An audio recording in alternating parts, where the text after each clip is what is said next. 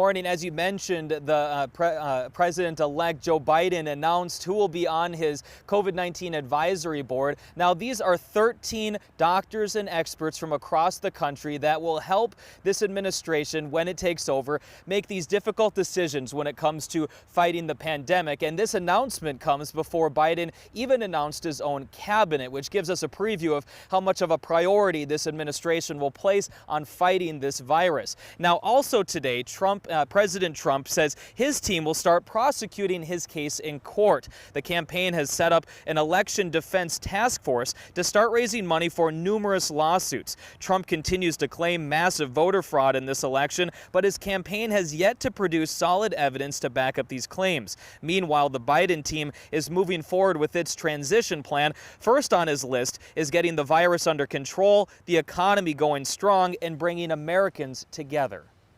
It's time to put away the harsh rhetoric, lower the temperature, see each other again. I pledge to be a president who seeks not to divide, but unify, who doesn't see red states and blue states, only sees the United States.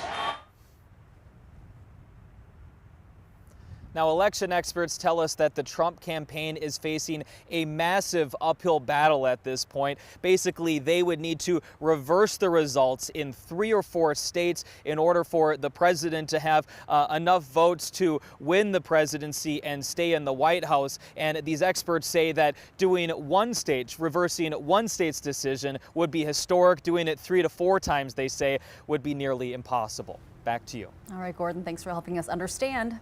And for the latest results in the race to presidency, download the KARE 11 app. You'll get push notifications sent right to your home screen.